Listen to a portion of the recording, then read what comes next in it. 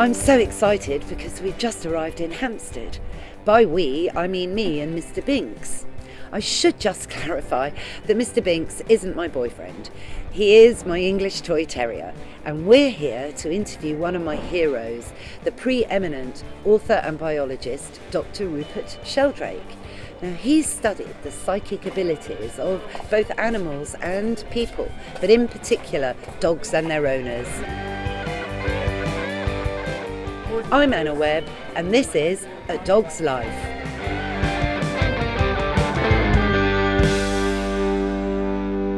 Oh, Rupert, thank you very much for this opportunity to sit in your wonderful library and have a one-on-one with you. Oh, it's a pleasure to see you again. Because what I love is your love of animals led you to study biology at Cambridge University. And in that study, you actually you realised really that the psychic realm, it belongs to the natural world, not at all to the supernatural. Can you explain that and what the key attributes of psychic communication are, please? Well, people often treat the psychic realm as if it's supernatural, paranormal, and I don't think it is. I think it's normal, not paranormal, natural, not supernatural.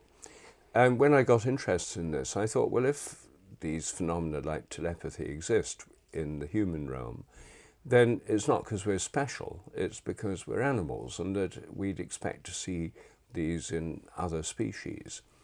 And as soon as I thought about that and started thinking about my own experience with animals, dogs and cats and other animals, and asking friends and family members about their experiences, I realised these are very, very common. Lots of people have telepathic experiences with dogs and cats and other animals. It makes good evolutionary sense. I think that if animals can communicate with other members of their group at a distance, it's obviously very helpful. The psychic realm really, I've mainly worked on telepathy. The psychic realm includes also premonitions, and many animals show premonitions of earthquakes, disasters, tsunamis, and many people with dogs find that they give premonitions of their epileptic seizures or other health problems. With telepathy, it's something that occurs between members of social groups, normally between bonded, emotionally connected dogs with other dogs, like mother dogs and their daughters and sons, people and their animals, people and other members of their family or close friends. So it's normally to do with emotional and social bonds. What about communicating to animals beyond your initial social bonds? I think telepathy can work between people who don't know each other well when they're together. Where it happens mostly between people who don't know each other, who at a distance. With people who do know each other, it can happen at a distance. And there are some animal communicators who claim they can do this at a distance. But I think this is much rarer than the ordinary kind of psychic bond or connection. Well, you know, when I read Dogs That Know When Their Owners Are Coming Home, it was a landmark moment for me, Rupert, because for 8 years prior to that, I'd lived with my first miniature bull terrier, Molly, and I'd had so many experiences that were a little bit odd that I couldn't really explain. We were having a two-way conversation. One was when we were lost on Dartmoor, and as you know, it gets very dark in Devon very quickly, and whether this was Molly tapping into her sense of direction, which I know is another aspect of your work. But imagine we're in the Mini, she sat on my passenger seat, and the last thing the sat-nav said was continue forwards for 7 miles. So we found ourselves in the middle of nowhere, and it was very dark. Molly begins to look at me and then look out of the window. Look at me and look out of the window. So much so I exclaimed, I know, we're lost. Then she looks at me and looks out the back, and I suddenly say, I know, we're going to turn round. And we found a pub where I could use the landline and get in touch with where I was going, who came to collect us from this pub. That was really the first time I really thought something odd happened there. Well, I think obviously Molly picked up your emotions, that you were worried and concerned and Yes. didn't know what to do. And it may be that the sense of direction enabled her to know where the pub was, or at least that you shouldn't be going forward. But the sense of direction usually works in relation to homing or into familiar places. So Right. I wouldn't have expected a very strong sense of direction, or at least not for pubs or landlines. No. But she might have had a sense of direction for home. And of course, a lot of dogs that get lost away from home can find their way back. So they do have a sense of direction, not as well developed as homing pigeons, but it seems to be part of animal nature. Well, yes, we all know Lassie Come Home by Eric Knight, Yes. and the film and so on. And, you read in the papers often that there's a dog that was lost in Cumbria that made its way home to Hampstead. Yes. Why is that? I know that's an area that you've studied quite a bit. Well, it's not totally unlike telepathy. In telepathy, there's a bond between the dog and the person. It's like a kind of invisible elastic band. And that's why dogs can pick up their owner's intentions at a distance. It's why they can know when they're coming home. It's why they can know when they've had an accident or in distress, or even when they've died when they're far away. And I think that animals have a similar invisible elastic band, a field that connects them to their home. So I think when you take a homing pigeon 600 miles away, as racing pigeon enthusiasts do on a regular basis, they release the birds, they circle around, and I think they feel a pull towards their homeward direction. They just feel, this field gives a sense of direction, a pull. And I think that's, dogs and cats have that too, which is why they can come home. The most remarkable of all these phenomena is when they can find people who've moved away from home. Coming home is one thing, it's fairly common among animals, but there are cases where people leave the dog at home or their old home when they move away to take up a job 100, 200 miles away. They leave the dog behind. And in some of those cases, the dog can actually leave the home and find them. And they're not doing this by sniffing their tracks. If they went by car, then they'd have to sniff tracks along motorways and things. They wouldn't survive long. No, they wouldn't. And they can still do this even if people move by flying or taking a boat. They do it in another way, and I think it's again this invisible elastic band. And is that what you call morphic fields, Rupert? Yes, I would say that this invisible elastic band is a kind of metaphor for a connection that really exists. I think the bonds that exist are real, and they happen through fields. And fields are invisible interconnections. I mean, radio works on fields, it works Sure. on electromagnetic fields. Yeah. TV and mobile phones. The gravitational field of the Earth is another kind of field, and that's invisible. Fields are invisible connections between things, which are very much part of modern science. It's very interesting because as yet no one really has scientifically come to a conclusion about pigeons homing, for example. And of course yours with morphic fields is one very real hypothesis for it, which how do traditional scientists take your views, Rupert? Well, it depends if you ask them at work or at home. If you ask them at work, then and if they think their colleagues are listening, then they have to pretend that they think that telepathic things are, not very likely, or, rather controversial or something like that. If you ask them at home and they've got a dog that knows when they're coming home or picks up their thoughts or intentions, or if they know when their partner's on the phone to them, which most scientists do because they're normal people, then in private they're usually much more open to these things. But at work they realise there's a taboo against them. The reason for the taboo is that science still works under the aegis of the materialist theory of nature. It's basically a philosophical theory of nature that says minds are nothing but the activity of brains, therefore they're confined to the insides of heads. Therefore, thoughts and intentions can't possibly influence anything at a distance. Right. Therefore, telepathy is impossible. And the so-called skeptics, who are not real skeptics at all, they're really denialists. There are a lot of denialists around in the scientific world who just say these things are just impossible, they're rubbish, nonsense. They don't give any arguments. They haven't got any arguments. They've just got denialism. But there's a lot of that within science, which is a shame because it's such an unscientific attitude. But still today, anthropomorphism gets thrown about as labelling for any of our feelings that we project onto animals. Well, yes, and it's anthropomorphism, the idea that there's something that we can actually learn or know something about animals from our own feelings, is rejected in favour of mechanomorphism, the idea that animals are just machines. But I think that's a worse kind of projection because it projects our human obsession with machinery onto all of nature and saying it's all just mechanical. Only humans make machines.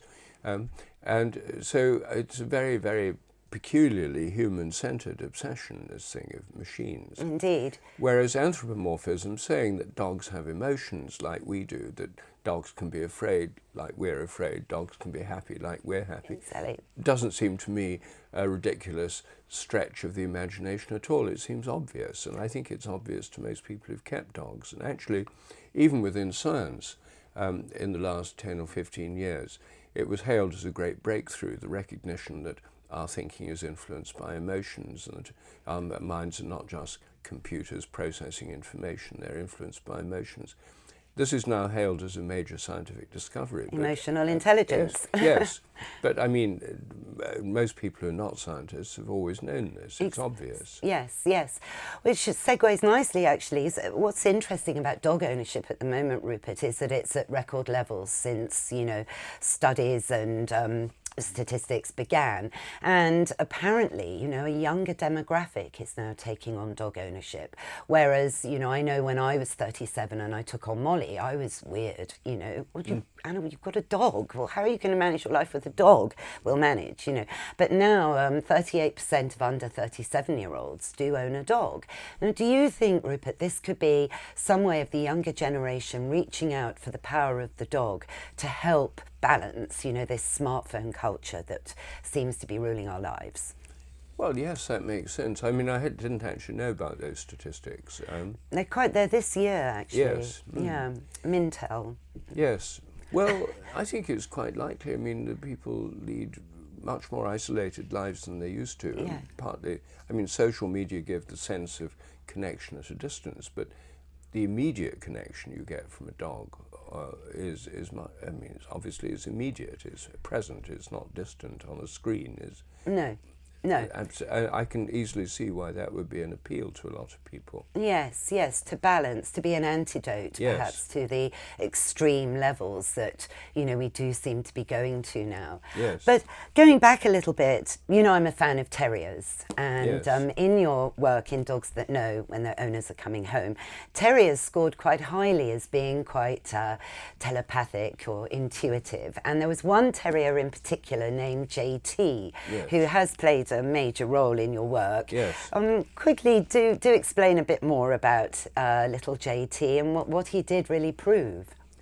Well, when I got interested in telepathy in dogs in the early 1990s, it seemed to me that the most testable aspect of this was dogs that know when their owners are coming home. A lot of dogs know when their owners are going to go away on holiday or pick up their intentions, but when they're in the same house, there could always be clues through body language, smell, etc., Yes. etc. But if the person's miles away and the dog picks up when they're going to come home, which many dogs do, you can't ascribe that to body language or smell or subtle cues. What about remembering the car? Because a lot of people I say this to, they go, but they know the engine.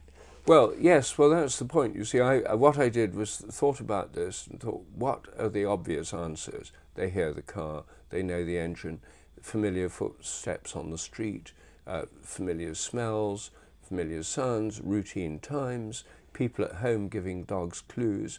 So to rule that out, we did experiments, and we did them mainly with this little terrier JT belonging to Pam Smart in Ramsbottom in Greater Manchester. And The reason is that Pam volunteered to take part in these experiments and said her dog did this, and she was very helpful, and we set up tests, and we did lots, hundreds actually. We filmed the place the dog waited. Right. Pam went at least 5 miles away. She came home at a randomly chosen time, selected by me by randomization methods. It told her through a pager. She didn't know in advance when she was coming home. Her parents at home, who she left JT with, didn't know when she was coming. And she came in taxis or in other unfamiliar vehicles to rule out familiar car sounds, car smells, etc. Right. And over again, we filmed the place that JT waited, and over again, there's the dog on film going and waiting at the door when she decides to come home or is told to come home. Fascinating. And it started even before she got in the car, because the intention to come home precedes the car engine starting. I mean, you've got to think about it, ring for a taxi. So it was the intention that the dog was picking up. And that's so important with telepathy. That's right. It's about intention. So what we showed with these experiments with JT and with other dogs is that it's not just routine, familiar car sounds, etc. A lot of people whose dogs or cats do this assume it is. I mean, they don't jump to the conclusion it must be telepathy.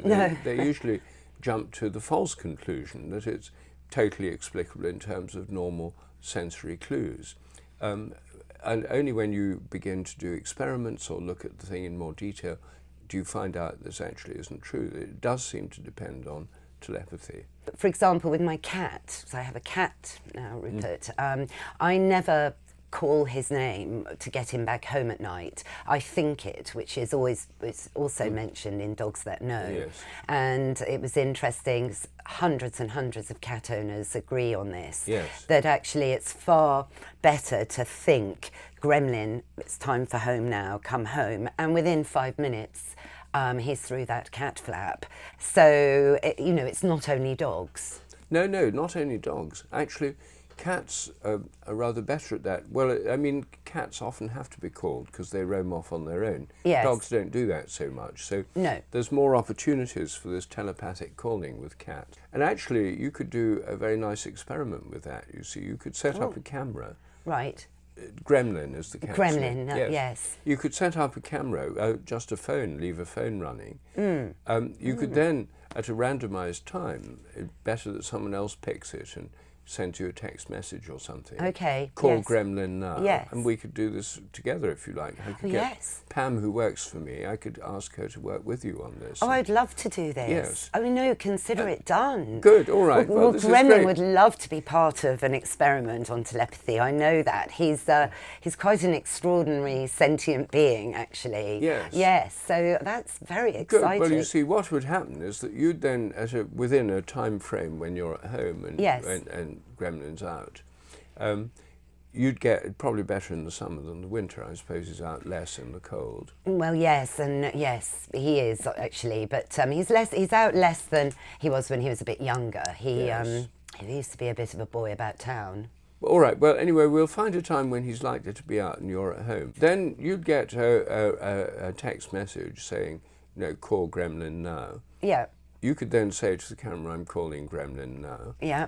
And we'd then just see on film, does Gremlin come trotting in a few minutes later, compared with with control periods when you're not calling him. No, I think this would be fascinating, and that could help, cat owners enormously, Oh, yes. because I always feel going out in your garden with a tin of cat food and a fork and beating the drum is a little bit, humiliating, really, for the person almost. It's Yes. far more elegant to think telepathically. Yes, exactly. After the tsunami in 2004, segueing a bit here, Rupert, what was interesting I missed the tsunami by 24 hours, I was actually in India at the time, so I love going to India.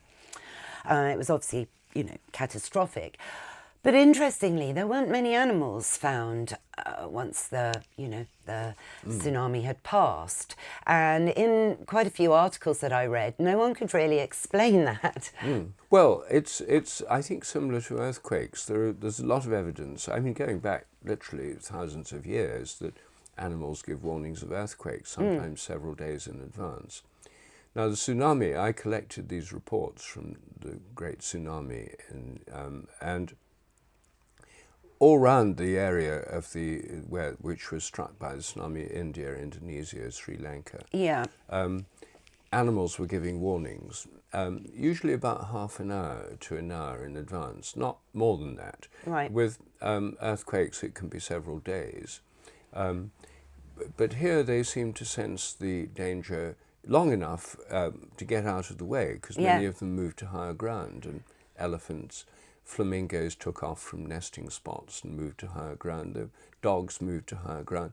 All sorts of animals, wild and domesticated, did this. So nobody knows how they do this, but there's lots of evidence that animals can foresee disasters, not just earthquakes, not just tsunamis.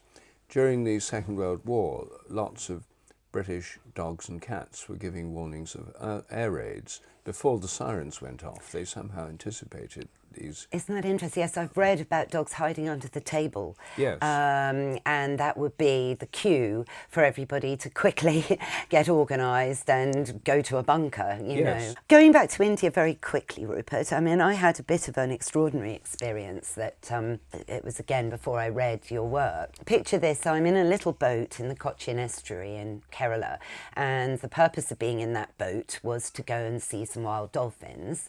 And the driver explained to me, he was very upfront, that it was completely the wrong time of day, and the likelihood of seeing any dolphins was very slim. Yet I pressed on. It was my thing to do that day, you know, and I really wanted to see some wild dolphins. So we'd been out for about an hour and there weren't any dolphins to be seen, and then it's the bad news that we've got to turn around and head back in because it was getting dark. So there I am on the front seat of this tiny boat, feeling a bit down and disappointed. So I just think, Rupert, and this is before I read your work, I actually thought things like, I know you're there, please show yourself. It would be very special for me to experience this. Then all of a sudden, this huge dolphin that was bigger than the boat did one of those amazing arch dolphin leaps that you see, you know, on films in front of this tiny little boat. And the driver just exclaimed, you know, and cut the engine immediately, so we're floating. Then 2 more dolphins come over. One comes right to my side of the boat and I touch it. I literally touch it. I'm actually feeling that they're asking me to get in. I was tempted just to get in the water, but I did think better of that. And then there's another one just circling us, just being happy, just doing its little dives. And my friend Louise, who's a photographer, was in the back, and she's a great photographer, and she had all her kit with her, and she forgot to take a photograph because she was so stunned as well. We were so believing we wouldn't see any dolphins.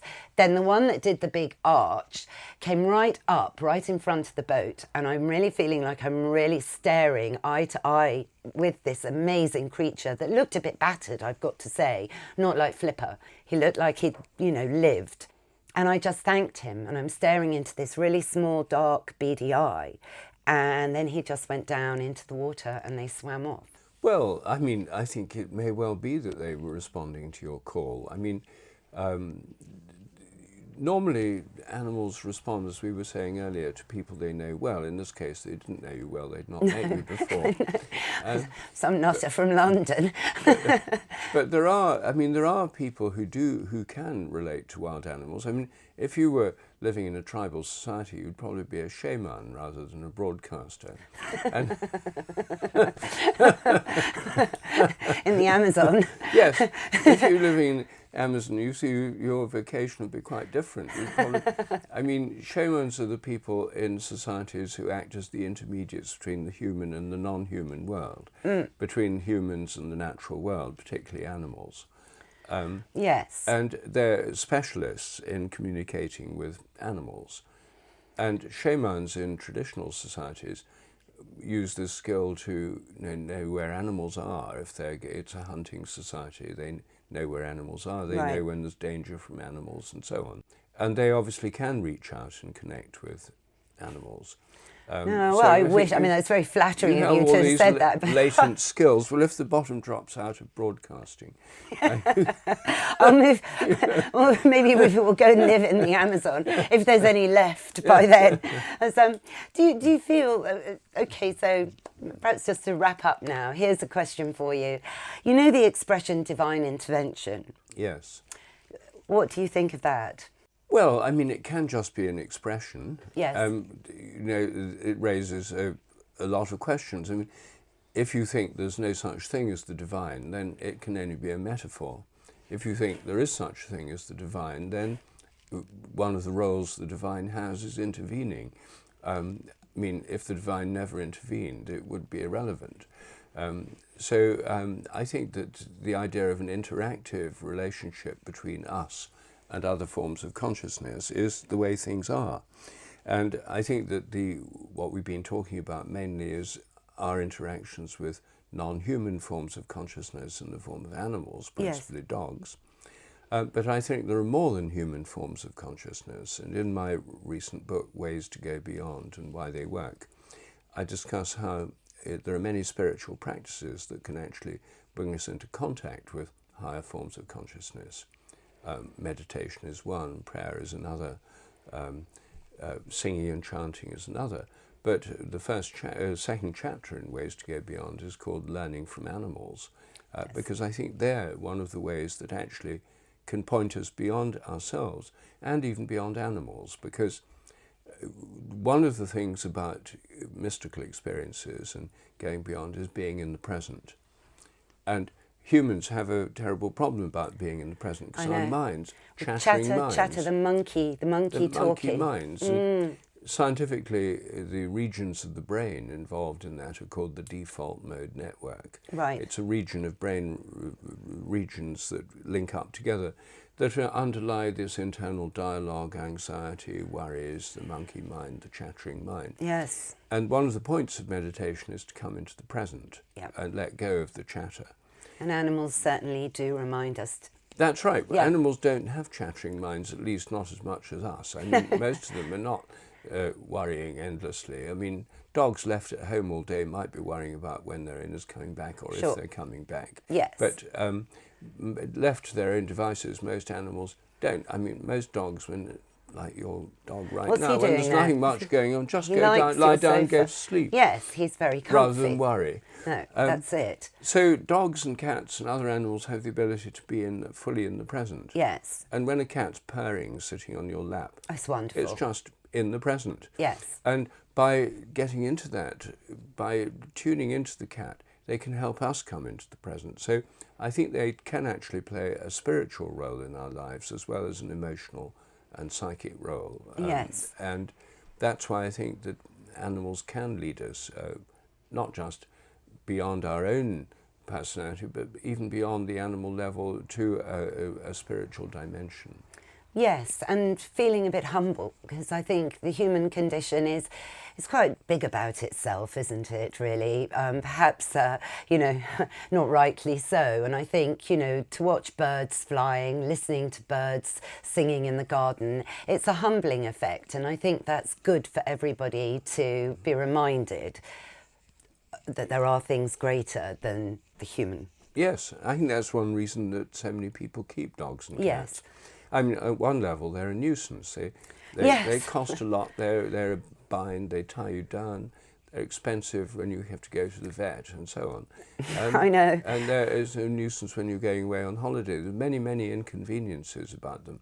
But there must be something about their presence. There is something about their presence which compensates for all that, which is this sense of connection. And I think also the way they do help to open us up to dimensions beyond us and beyond them.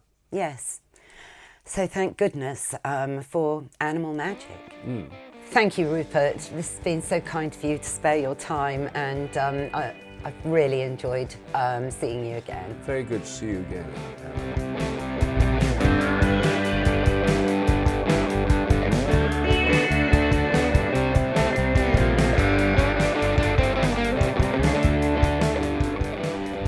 So that's our show, Mr. Binks. What did you think?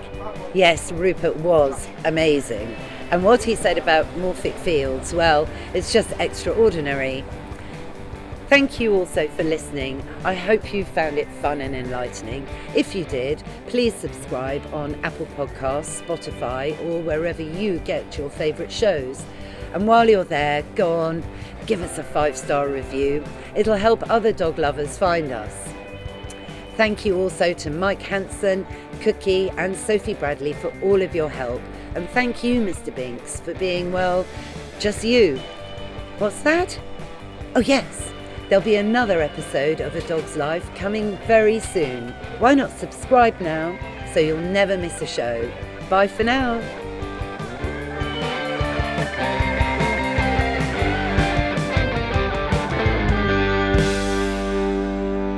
A Dog's Life is a Pod People production. Pod People.